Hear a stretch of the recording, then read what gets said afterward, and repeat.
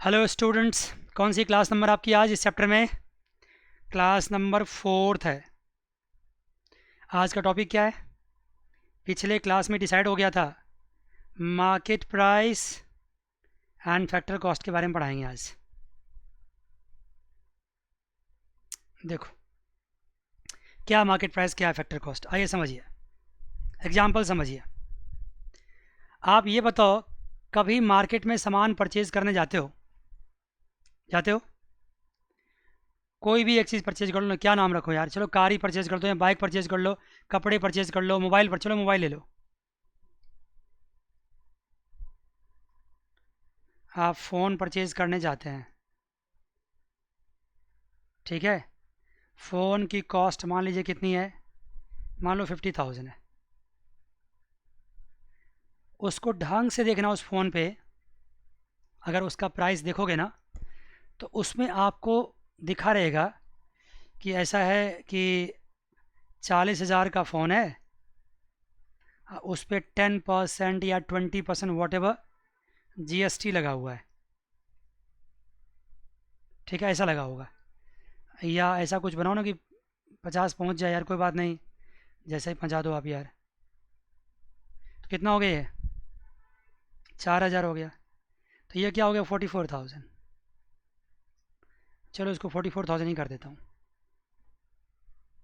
तो क्या देखा आपने, 40,000 का फ़ोन था, लेकिन उसमें GST लग गया 4,000, और GST लगने के बाद वो फ़ोन कितने का हो गया? 44,000 का।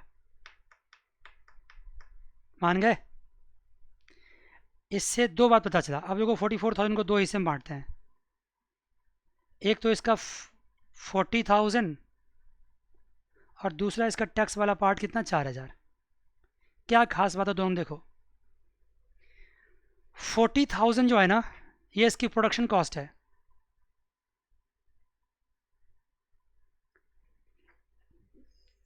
जो ये प्रोडक्शन कॉस्ट है, इसको बनने की कॉस्ट है, ये इसकी फैक्टर कॉस्ट पे बनी हुई है। इसमें कौन कौन से फैक्टर कॉस्ट लगे होंगे? Land, labour, capital, entrepreneurship. ये हर जगह आप जानते हो। चाहे वो कितने राउंड भी आगे बढ़ा हो, लेकिन अल्टीमेटली लगा क्या होगा? लैंड का क्या लगा होगा? रेंट। लेबर का क्या लगा होगा? वेज। कैपिटल का इंटरेस्ट, एंटरप्रेन्योरशिप का प्रॉफिट, ये लगा होगा। ये सारा कॉस्ट। सर कहोगे सर प्रॉफिट को भी कॉस्ट ही मानते हो? इकोनॉमिक्स में नॉमिनल प्रॉफिट को भी कॉस्ट ही माना जाता है। याद रखना, ये डिफरेंस अकाउंटेंसी एंड इकोनॉमिक्स में है। अकाउंटिंग एंड इकोनॉमिक्स में ये डिफरेंस है। इकोनॉमिक्स में क्या होता है कि नॉमिनल प्रॉफिट, थोड़ा सा अमाउंट ऑफ प्रॉफिट जो होता है ना, वो कॉस्ट का पार्ट होता है। मेरी बात सुन रहे हो मैं क्या कहना चाह रहा हूँ? इकोनॉमिक्स में क्या होता है कि थोड़ी सी अमाउंट ऑफ प्रॉफिट वो कॉस्ट का पार्ट होता है, इसको हम इकोनॉमिक प्रॉफिट बोलते हैं। अभी अकाउंट की बात मत करो, अकाउंट वाले क्या करते हैं, वो ज़्यादा प्रॉफिट ऐड करते हैं, लेकिन यहाँ अकाउंट के कॉन्सेप्ट को नहीं पढ़ा रहे हैं। क्या पढ़ा रहे हैं? इकोनॉमिक्स। अकाउंट में क्या होता है कि अकाउंट में जितनी आपको प्रॉफिट चाहिए होती है, जितना आपका गुडविल है, जितना मार्केट में आप बेच पाओगे, वो सारे अमाउंट आप बाद में उसमें एडअप कर देते हो। लेकिन इकोनॉमिक्स में ऐसा नहीं होता। इकोनॉमिक्स में इकोनॉमिक प्रॉफिट कॉस्ट का पार्ट होता है, अकाउंट में प्रॉफिट कॉस्ट का पार्ट नहीं होता है। फिर से बोलूँ, फिर से बोलता हूँ, इकोनॉमिक्स में प्रॉफिट कॉस्ट का पार्ट होता है, लेकिन अकाउंट्स में प्रॉफिट कॉस्ट का पार्ट नहीं होता है। इकोनॉमिक्स में प्रॉफिट को इकोनॉमिक प्रॉफिट बोलते हैं, अकाउंट्स में बोलते हैं अकाउंटिंग प्रॉफिट। आगे चल के अगर सिलेबस में कहीं होगा तो हम इसके बारे में बात करेंगे, लेकिन यहाँ जरूरत नहीं बात करने की। एक अकाउंटिंग प्रॉफिट होता है, एक इकोनॉमिक प्रॉफिट होता है। फ़र्क दोनों का क्या है, मैं 3 बार 4 बार डायरेक्टली इंडायरेक्टली इसी क्लास में बोल चुका हूँ। Accounting profit is not the part of cost, but economic profit is the part of cost. Economic profit factor cost का पार्ट होता है। देखो ना यहाँ पे, ये सारे फैक्टर कॉस्ट में जुड़ गए। Yes sir. अब ये जो फैक्टर कॉस्ट है, ये सब मिला के 40,000 है, लेकिन 40,000 में 40,000 में आप सामान को बेच नहीं सकते। गवर्नमेंट कहती भाई साहब मुझे टैक्स भी चाहिए। गवर्नमेंट कहाँ से आ गई बीच में? देखो, अगर गवर्नमेंट नहीं है, सिर्फ दो लोग हैं, कौन कौन है? फर्म है और हाउस होल्ड है। ध्यान सुनना, अगर फर्म एंड हाउस होल्ड है, इसका मतलब ये टू सेक्टर इकोनॉमी है। टू सेक्टर्स इकोनॉमी, ये टू सेक्टर्स इकोनॉमी है। अगर आप ध्यान देंगे तो आप इमीडिएटली समझेंगे, और बहुत इंटरेस्टिंग चीज़ है ये। अगर सिर्फ फर्म एंड हाउस होल्ड है, मतलब बिजनेसमैन है, मैन्युफैक्चरर है और घर वाले हैं, हाउस होल्ड है, बस वो बनाता है, हम खरीदते हैं, हम नौकरी करते हैं, मुझे सैलरी देता, बस इतनी सी बात है। अगर फर्म हाउस होल्ड है सिर्फ, तो इसका मतलब क्या है, टू सेक्टर इकोनॉमी। लेकिन ऐसा होता नहीं है कभी भी, कहीं भी किसी सोसाइटी में ऐसा नहीं होता है कि सिर्फ फर्म हो और हाउस होल्ड हो, नहीं ऐसा नहीं होता। अब अगर ऐसा होगा तो लोग तो एक दूसरे क्या करेंगे, जान ही मार देंगे, जीना ही आराम कर देंगे।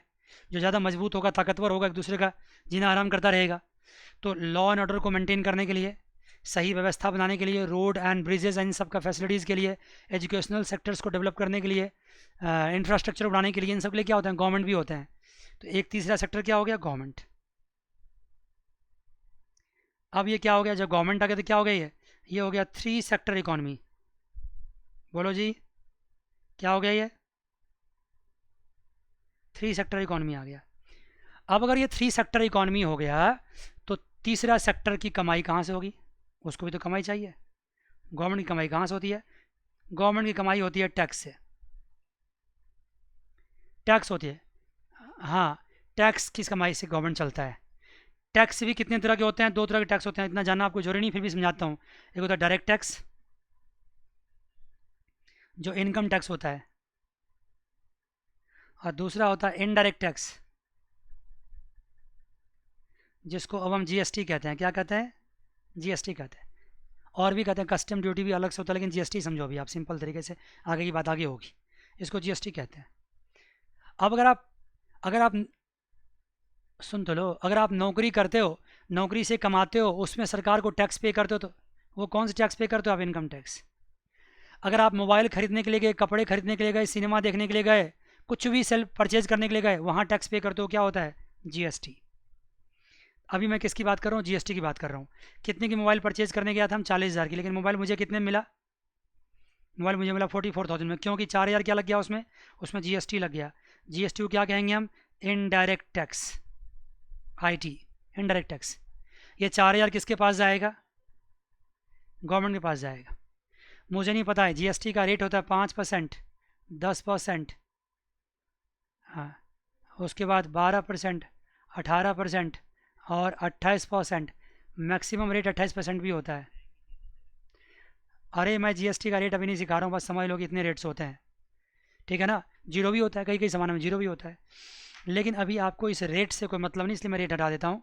आपका मकसद अभी जीएसटी पढ़ने का नहीं। जीएसटी अगर आप थर्ड ईयर में जाएंगे, बीकॉम ऑनर्स में या सीए में, तो पढ़ेंगे, ठीक है जी। तो ये पूरी कहानी। अब ये 4,000 किसके पास गया, गवर्नमेंट के पास गया, इनडायरेक्ट टैक्स हो गया, ठीक है सर। तो इसका मतलब है कि इस 40,000 को हम क्या कह सकते हैं, इसको कह सकते हैं फैक्टर कॉस्ट।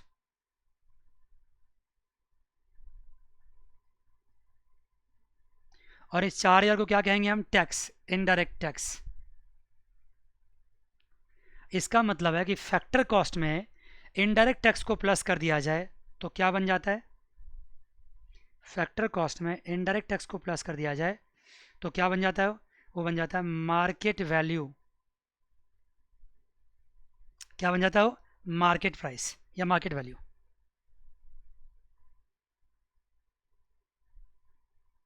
अब 44,000 में आप मोबाइल परचेज करोगे, ये मार्केट प्राइस हो जाएगा।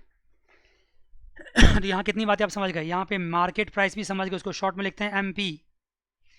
उसके बाद आप फैक्टर कॉस्ट भी समझ गए, इसको, इसका दूसरा नाम बेसिक प्राइस भी होता है। फैक्टर कॉस्ट का दूसरा नाम बेसिक प्राइस भी है। किसी किसी बुक में क्या लिखा होता है, बेसिक प्राइस भी लिखा होता है। और ये क्या है, इनडायरेक्ट टैक्स है। बार बार मैं लिख रहा हूँ ताकि आप समझ जाएं। ये हो गया मार्केट प्राइस।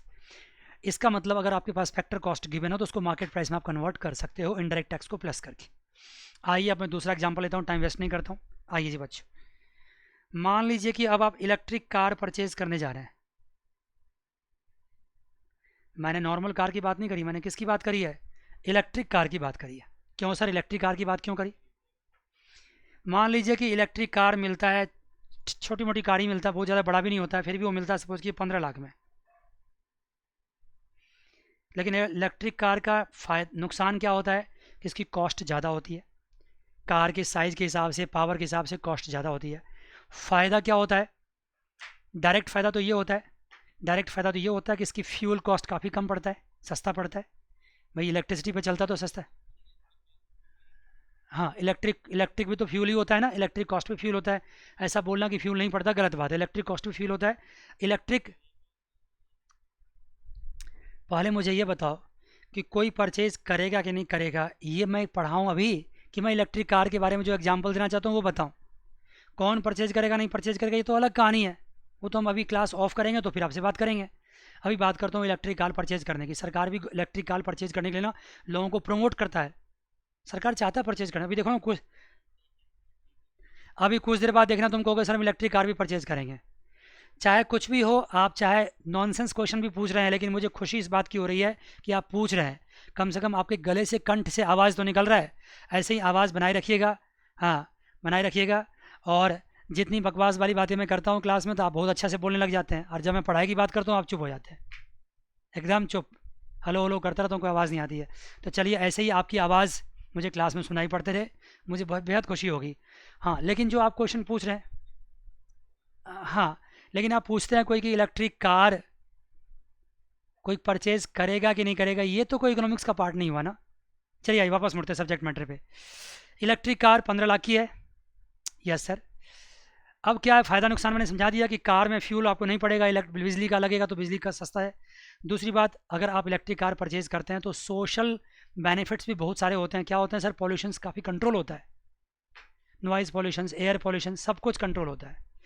तो गवर्नमेंट भी चाहती है कि लोग इलेक्ट्रिक कार परचेज करो। गवर्नमेंट क्या कहती है भाई साहब, ऐसा है कि इलेक्ट्रिक कार का फैक्टर कॉस्ट तो ये है, कंपनी के पास परचेज करने के लिए गए तो कंपनी कहती है कि मैं तो 15 लाख रुपये लूँगा, लेकिन गवर्नमेंट कहती है चिंता मत करो, आप ऐसा करो इसमें से 10 लाख रुपये आप दे दो और 5 लाख रुपये हम दे देंगे।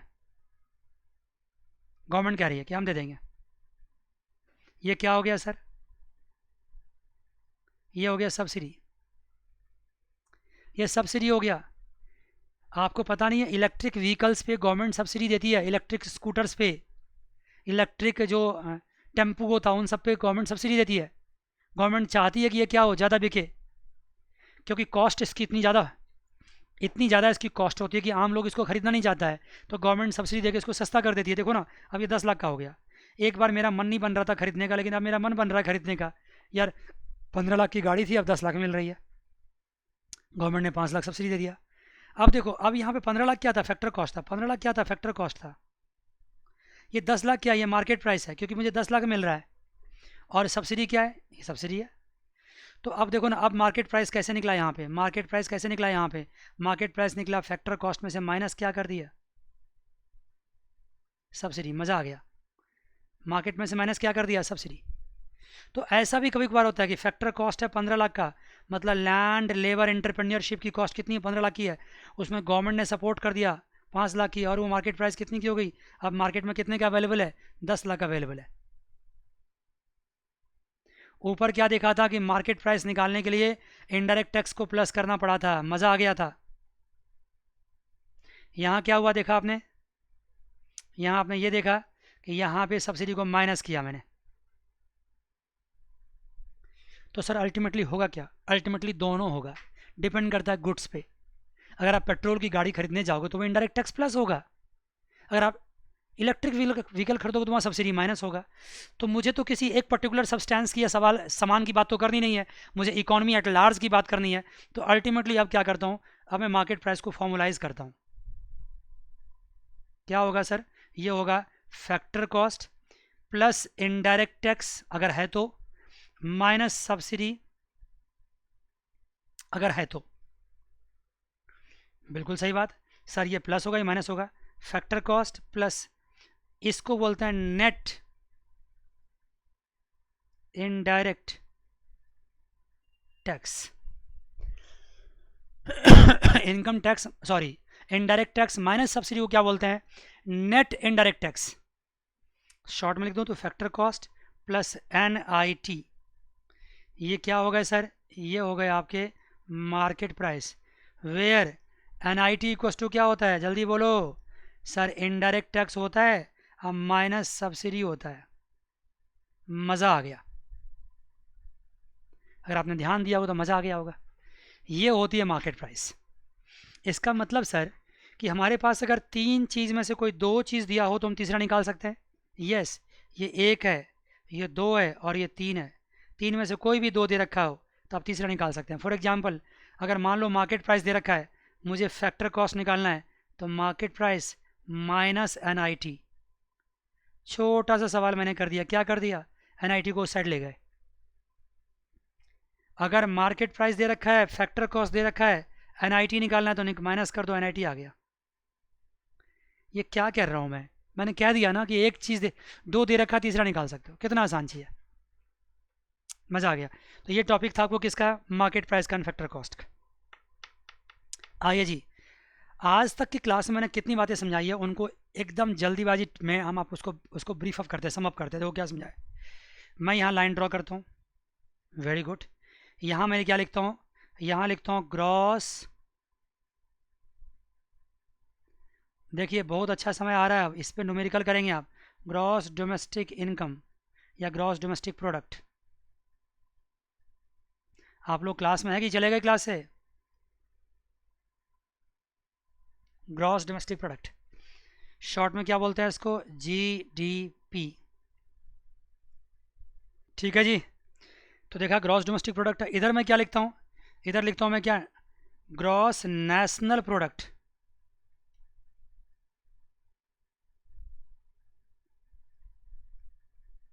जिसको बोलते हैं GNP शॉर्ट में। अब यहाँ डोमेस्टिक और नेशनल में क्या डिफरेंस है, ये बात तो मैं पिछले क्लास से समझाता आ रहा हूँ आपको, कई बार समझा चुका हूँ कि डोमेस्टिक और नेशनल में किस बात का डिफरेंस है, कई बार समझा चुका हूँ। कहोगे सर एक बार और समझा दो।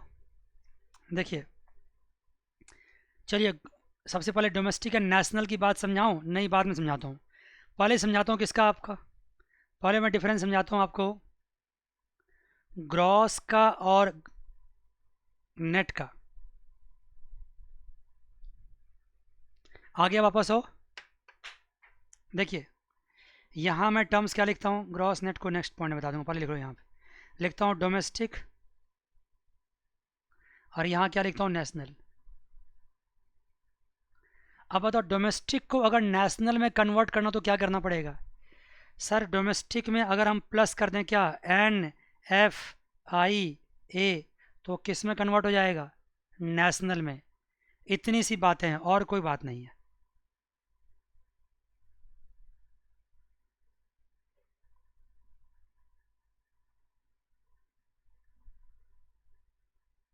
बस मज़ा आ गया है। डोमेस्टिक में अगर NFIA प्लस कर दे तो किस में कन्वर्ट हो जाएगा, नेशनल में।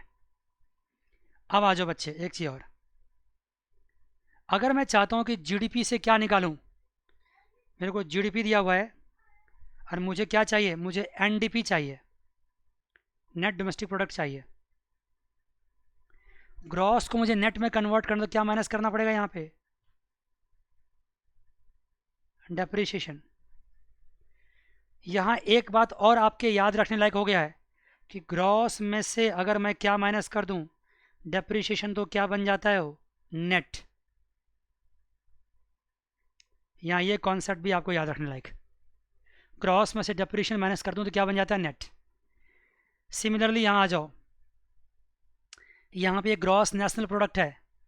अगर ग्रॉस नेशनल प्रोडक्ट मतलब ये हो गया कि आपके पास GNP है, उसको अगर मैं नेट में कन्वर्ट करूँ NNP में, तो क्या करना पड़ेगा, माइनस डेप्रिसिएशन। यहाँ वही बात है, NNP आ गया। आगे बढ़ते हैं सर। तो आपने सर ये सिखा दिया कि ग्रॉस को नेट में कैसे कन्वर्ट करते हैं, आपने ये भी सिखा दिया कि डोमेस्टिक को नेशनल में कैसे कन्वर्ट करते हैं। तीसरी बात आ जाओ, अगर मान लो मुझे GDP किस पे दे रखा है, GDP दे रखा है फैक्टर कॉस्ट पे, और मुझे क्या चाहिए, मुझे चाहिए GDP what, GDP at what, eight market price चाहिए। GDP एट फैक्टर कॉस्ट दे रखा है और GDP एट मार्केट प्राइस चाहिए मुझे। फैक्टर कॉस्ट को मार्केट प्राइस में कन्वर्ट करने के लिए क्या करना पड़ता है, NIT प्लस करना पड़ता है। NIT का मतलब क्या हुआ सर, नेट इनडायरेक्ट टैक्स। ये बात तो मैंने आपको अभी समझाया है। अगर ये छोटी छोटी बातें आप समझ जाओगे ना, मिनटों में आपका न्यूमेरिकल बन जाएगा, मिनटों में। यहाँ आ जाओ, अगर मेरे पास GNP है, फैक्टर कॉस्ट पे है, उसको GNP एट मार्केट प्राइस में कन्वर्ट करना हो तो यहाँ क्या करना पड़ेगा, यहाँ पे भी NIT प्लस करना पड़ेगा। तो इससे एक तीसरा फॉर्मूला बनता है कि अगर फैक्टर कॉस्ट में हम NIT प्लस कर दें तो क्या बन जाता है, मार्केट प्राइस। ये भी आपके सामने आ गया कि फैक्टर कॉस्ट में अगर हम NIT प्लस कर दें तो क्या बन जाता है, मार्केट प्राइस। अभी तक यही तीन बातें आपको याद रखनी है तो फिर मज़ा आ जाए आपको। यही 4 बातें, कितनी बातें दिखाई मैंने, 1, ये 2 और ये 3, ये 3 बातें ध्यान रखना हो, ध्यान रख लें तो कोई भी सवाल आपसे बन जाएगा, कोई भी सवाल बन जाएगा। जैसे सर अगर मैं आपसे कहूँ, मैं यहाँ लिखता हूँ, देखो मैं लिखता हूँ यहाँ पे क्या कि मुझे चाहिए क्या, मुझे चाहिए NNP एट मार्केट प्राइस। ध्यान देना, मुझे चाहिए NNP एट मार्केट प्राइस। ध्यान देना बच्चे, क्या चाहिए मुझे, NNP एट मार्केट प्राइस। अब मुझे दिया हुआ क्या है, मुझे दिया हुआ GDP एट फैक्टर कॉस्ट। अब मैं आपसे पूछता हूँ, GDP एट फैक्टर कॉस्ट दे रखा है, मुझे क्या दे रखा है बच्चे, GDP एट फैक्टर कॉस्ट। मुझे क्या चाहिए, NNP एट मार्केट प्राइस। सबसे पहली बात देखो कि यहाँ देखो, मैं इसको ये करता हूँ, येलो लाइन से देखना, येलो से दिखा रहा हूँ। मुझे ग्रॉस को किस में कन्वर्ट करना है, नेट में। मुझे ग्रॉस को किस में कन्वर्ट करना है, नेट में। मुझे ग्रॉस को किस में कन्वर्ट करना है, नेट में। तो ग्रॉस को नेट में कन्वर्ट करने के लिए मैंने क्या रास्ता दिखाया था आपको कि डेप्रिसिएशन क्या करना पड़ेगा, माइनस। तो आइए जी पहले यहाँ क्या कर दीजिए, डेप्रिसिएशन माइनस। क्या बात है सर। अब मैं यहाँ कलर चेंज करके बताता हूँ आपको। मुझे अब क्या करना है, देखो ये ब्लू वाला देखो, मुझे ना डोमेस्टिक को किस में कन्वर्ट करना है, नेशनल में। डोमेस्टिक को कन्वर्ट करना नेशनल में, डोमेस्टिक को कन्वर्ट करना नेशनल में। क्या करना है, डोमेस्टिक को नेशनल में कन्वर्ट करने के लिए मैंने क्या सिखा रखा है, डोमेस्टिक को नेशनल में कन्वर्ट करने के लिए उसमें क्या प्लस करना चाहिए, उसमें NFIA प्लस करना चाहिए। तो यहाँ क्या कर देंगे, यहाँ कर देंगे plus net factor income from abroad. अब तीसरा बच गया, तीसरा क्या बच गया सर, मैं फिर कलर चेंज कर देता हूँ आपको समझाने के लिए, कोई भी ले लो, ये ले लेता हूँ।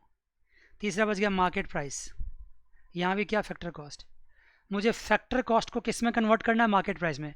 फैक्टर कॉस्ट को किस में कन्वर्ट करना है, मार्केट प्राइस में। तो क्या करना पड़ेगा, फैक्टर कॉस्ट को मार्केट प्राइस में कन्वर्ट करने का ये फॉर्मूला है। क्या करना है, NIT उसमें प्लस कर देना है, NIT उसमें प्लस कर देना। मज़ा आ गया बच्चे, देखो कितना अच्छा हुआ। डेप्रिसिएशन माइनस किया तो ग्रॉस नेट में कन्वर्ट हो गया, NFIA प्लस किया तो डोमेस्टिक नेशनल में कन्वर्ट हो गया, NIT प्लस कर दिया तो फैक्टर कॉस्ट मार्केट प्राइस में कन्वर्ट हो गया। अगर आपके पास सवाल आएंगे तो ऐसे ही सवाल आएंगे और आप बड़े मज़े से वो सवाल क्या कर सकते हैं, कर सकते हैं। जिनको ये कन्वर्जन आता है ना, वो कोई भी सवाल कर लेगा, कोई भी सवाल वो कर लेगा। आइए एक कन्वर्जन मैं आपको और करके दिखाता हूँ, लिखिए मेरे साथ। यहाँ मुझे चाहिए क्या, नेट डोमेस्टिक प्रोडक्ट चाहिए और वो चाहिए फैक्टर कॉस्ट पे चाहिए। अब मुझे क्या दिया हुआ है, ग्रॉस नेशनल प्रोडक्ट दे रखा है, मार्केट प्राइस दे रखा है, gross national product market price. अब आप मुझे बताओ फिर से, सर कितना आसान काम तो हो गया, ग्रॉस को किस में कन्वर्ट करना है, नेट में। तो माइनस क्या कर दो, माइनस कर दो क्या, डेप्रिसिएशन। वेट, क्या करो, ग्रॉस को नेट में कन्वर्ट करना तो पहले माइनस क्या करेंगे, डेप्रिसिएशन। कई बार बोल चुका हूँ, 3-4 बार तो आज के आज बोल चुका हूँ, पिछले क्लासेस जाकर देखो तो कई बार बोल चुका हूँ। उसके बाद नेशनल को कन्वर्ट करना किस में, डोमेस्टिक में। नेशनल को डोमेस्टिक में करना, यहाँ उल्टा हो गया बात, देखो डोमेस्टिक को नेशनल में कन्वर्ट करने के लिए NFIA प्लस करना पड़ता है।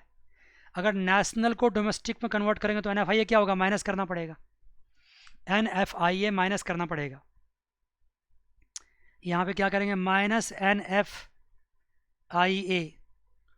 उसके बाद सर मार्केट प्राइस को फैक्टर कॉस्ट में करना है, मार्केट प्राइस को फैक्टर कॉस्ट तो माइनस क्या करना पड़ेगा, NIT नेट इनडायरेक्ट टैक्स। क्यों सर, देखो ना, अगर मुझे मार्केट प्राइस चाहिए तो मैं NIT को प्लस करता हूँ, अगर फैक्टर कॉस्ट चाहिए तो क्या करूँगा, माइनस करूँगा, ये उधर चला जाएगा। तो एक देखो दूसरा कन्वर्जन हो गया। इस तरह से कोई भी कन्वर्जन बच्चे आप कर सकते हैं। मज़ेदार बात है, कोई भी कन्वर्जन कर सकते हैं। आइए देखिए आपके बुक में क्या कर रखा है। इन्हीं बातों को समझाने के लिए उन्होंने 3-4 पेज का इस्तेमाल किया है, जो कि कोई ज़रूरत नहीं, मैंने आपको तुरंत ही समझा दिया यहाँ पे सब कुछ। मैं देख सकता हूँ इन्होंने क्या किया है। इन्होंने 4-5 सिचुएशंस लिए आपके पास, आपके लिए।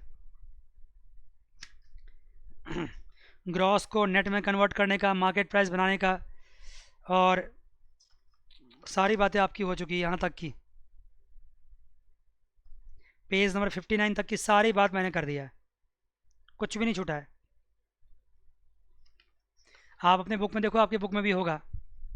देखो मैं दिखाता हूँ, पेज नंबर 59 पे निकालो, पेज नंबर 59। देखो इन्होंने 8 फार्मूला लिखा है, और आप खुद बताओगे सर सारा फार्मूला आपने करा दिया है। लिखा 8 फार्मूला? एब्सोल्युटली। आप देखोगे ना, आपको सर आपने भी सब कुछ करा दिया है, सब कुछ करा दिया। देखो ना, एक सवाल में करके दिखा दो। देखो जोड़नी बुक के तरीके से सब एक्सप्लेन करें, एक वर्ड में सब कुछ करा दिया मैंने। सवाल देखो क्या दे रखा है, gross domestic product at market price. नीचे वाला सवाल देखो, ऊपर तो थियोरेटिकल है वो। Net domestic product at market price निकालना है। देखो ना सवाल देखो, नेट डोमेस्टिक प्रोडक्ट निकालना है। आप बोलना मेरे साथ, किस पे निकालना है, मार्केट प्राइस पे निकालना है। और दिया क्या मुझे, जीडीपी एट मार्केट प्राइस दे रखा है। बेहद ही आसान है, बेहद ही आसान है, बोलो जल्दी से। देखो ना, मार्केट प्राइस सेम है। ये भी प्रोडक्ट है, ये भी प्रोडक्ट है, कोई बात ही नहीं है। ये डोमेस्टिक है, ये भी डोमेस्टिक है। तो अंतर किस बात की है, नेशनल की और ग्रॉस की, सॉरी नेट की और ग्रॉस की। तो इसका मतलब यहाँ क्या माइनस होगा, सिर्फ डेप्रिसिएशन माइनस होगा, बस और कुछ नहीं होगा। सब कुछ सेम है, सिर्फ नेट एंड ग्रॉस का फ़र्क है। डेप्रिसिएशन माइनस होगा और कुछ नहीं होगा। दूसरा देखो सवाल क्या है। दूसरा सवाल इसमें कहता है, ग्रॉस नेशनल प्रोडक्ट दे रखा है, जीएनपी दे रखा है, किस पे, मार्केट प्राइस निकालना है आपको। जीएनपी एट मार्केट प्राइस आपको निकालना है। एक्सक्यूज मी, आवाज़ न करो, जीएनपी एट मार्केट प्राइस निकालना है। ठीक है जी, ग्रॉस नेशनल प्रोडक्ट आपको चाहिए, और दिया क्या आपको, जीडीपी एमपी दे रखा है। अब आप खुद बताओ क्या करना चाहिए, जल्दी बोलो। सर ग्रॉस तो सेम है, प्रोडक्ट भी सेम है, मार्केट प्राइस भी सेम है, तो फ़र्क किस बात का है। डोमेस्टिक गिवन है, नेशनल चाहिए। डोमेस्टिक गिवन है, नेशनल चाहिए, तो क्या करना पड़ेगा, जल्दी बताओ, बोलो जी। डोमेस्टिक गिवन है और नेशनल चाहिए, तो क्या करना पड़ेगा।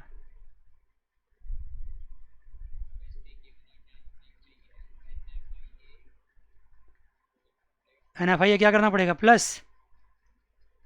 देखो ना, डोमेस्टिक गिवन है, नेशनल चाहिए, तो डोमेस्टिक में क्या किया, एनएफआईए प्लस किया। एनएफआईए क्या होता है, net factor income from abroad. NFIA यहाँ प्लस कर दिए, प्लस करना पड़ेगा ना, डोमेस्टिक से नेशनल में कन्वर्ट करना है। डोमेस्टिक से नेशनल में कन्वर्ट, एनएफआईए क्या करेंगे, प्लस करेंगे। ये डोमेस्टिक गिवन है और मुझे नेशनल चाहिए, एनएफआईए प्लस करना पड़ेगा। एनएफआईए का मतलब क्या होता है, net factor income from abroad. क्या इसका मतलब होता है, factor income earn by our resident from the rest of the world minus factor income earn by non resident from India. हाँ,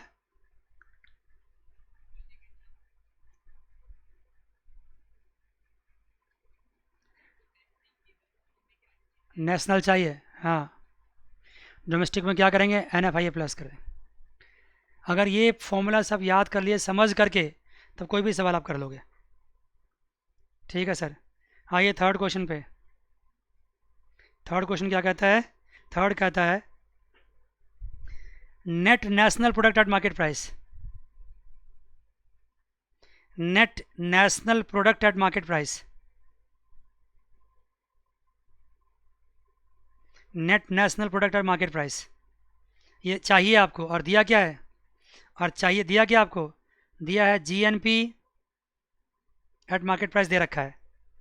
अब देखो, नेशनल भी सेम है, नेशनल भी सेम है, मार्केट प्राइस भी सेम है।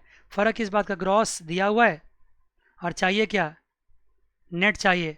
तो ग्रॉस नेट में क्या फ़र्क है, माइनस कर दो डेप्रिसिएशन। इतना अच्छा ट्रिक है, देखो खूब अच्छा समझ दो ना, बताओ जरा। ग्रॉस में से डेप्रिसिएशन माइनस कर दो, नेट आ गया। डेप्रिसिएशन तो नेट आ गया। चलो फोर्थ केस में आ जाओ।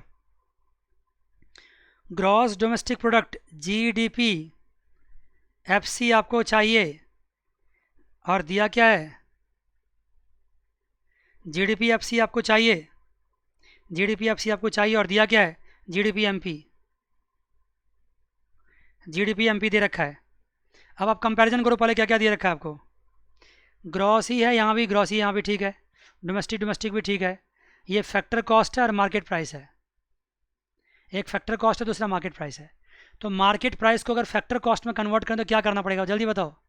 मार्केट प्राइस को अगर फैक्टर कॉस्ट में कन्वर्ट तो क्या करना पड़ेगा, मार्केट प्राइस को फैक्टर कॉस्ट में कन्वर्ट करें तो यहाँ पे NIT माइनस करना पड़ेगा। NIT क्या होता है सर, नेट इनडायरेक्ट टैक्स, उसको माइनस करना पड़ेगा। नेट इनडायरेक्ट टैक्स को माइनस करना पड़ेगा, नेट इनडायरेक्ट टैक्स को माइनस करना पड़ेगा। मान के बच्चे, यस सर। आइए अब अगला कौन सा सवाल देख लो, एक और फिफ्थ देखो। Net domestic product at factor cost आपको चाहिए, NDP एट फैक्टर कॉस्ट आपको चाहिए, NDP फैक्टर कॉस्ट चाहिए और आपको क्या दे रखा है, GDP फैक्टर कॉस्ट आपको दे रखा है। मज़ा आ गया, झूठ नहीं बोल सकता, कसम आपको सच सच बोलना पड़ेगा। जल्दी से आंसर दो भाई। फैक्टर कॉस्ट तो सेम है, डोमेस्टिक डोमेस्टिक सेम है, फ़र्क इस बात का ग्रॉस गिवन है, नेट चाहिए तो क्या करना पड़ेगा, जल्दी बोलो। कितनी गलत बात, तुरंत बोलना चाहिए। माइनस डेप्रिसिएशन, ग्रॉस को नेट में कन्वर्ट करना तो माइनस करना पड़ेगा। आ जाओ नेक्स्ट पे, सिक्स्थ पे आ जाओ। ग्रॉस नेशनल प्रोडक्ट चाहिए आपको, किस पे चाहिए, फैक्टर कॉस्ट पे। जल्दी बोलना इस बार। GDP दे रखा है किस पे, फैक्टर कॉस्ट। बताओ क्या करना पड़ेगा। ग्रॉस सेम है, फैक्टर कॉस्ट सेम है, फ़र्क इस बात की है, यहाँ पे दे रखा है डोमेस्टिक, यहाँ क्या दे रखा है, नेशनल। डोमेस्टिक को नेशनल में कन्वर्ट करना, क्या करना पड़ेगा, माइनस। क्या माइनस करोगे, डोमेस्टिक को नेशनल में कन्वर्ट करना पड़ेगा तो प्लस करना पड़ेगा, क्या, NFIA। डोमेस्टिक को नेशनल में कन्वर्ट करने के लिए NFIA क्या करना पड़ता है, प्लस करना पड़ता है। फिर से बोलता हूँ, डोमेस्टिक को नेशनल में कन्वर्ट करने के लिए NFIA प्लस करना पड़ता है। आज की क्लास ना बहुत ही इंपॉर्टेंट क्लास थी सारे बच्चों के लिए। जो भी बच्चा न्यूमेरिकल्स करना चाहता है बहुत ही मज़ेदार था, नहीं करना चाहते हो तो कैसे कहूँ, आपके पास कोई चॉइस ही नहीं, न्यूमेरिकल करना ही पड़ेगा आपको। आइए सेवन्थ पे आइए।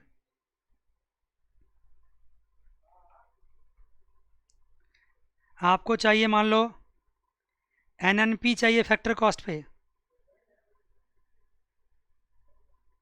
NNP चाहिए फैक्टर कॉस्ट पे। आपको क्या दे रखा है, आपको GNP दे रखा है फैक्टर कॉस्ट पे। बताओ क्या करोगे, माइनस या प्लस क्या करना, बताओ।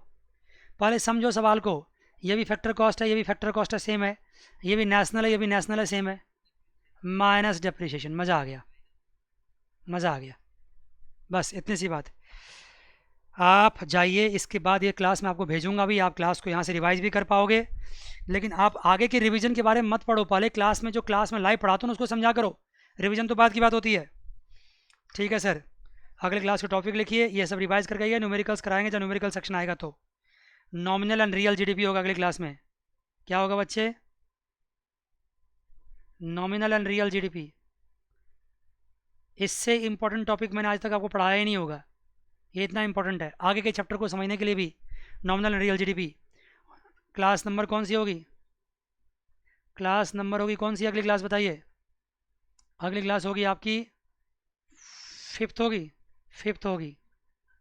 फिफ्थ क्लास होगी, आज फोर्थ क्लास हुई थी, तो फिफ्थ क्लास में मिलते हैं हम लोग। और बहुत ही अच्छी क्लास होगी क्योंकि नॉमिनल एंड रियल GDP बड़ा मज़ेदार टॉपिक है, आगे के चैप्टर को समझने के लिए बहुत इंपॉर्टेंट है। तो ठीक है, आज के लिए बस इतना ही, अगली क्लास में फिर मिलते हैं। God bless you all, take care, bye bye and see you.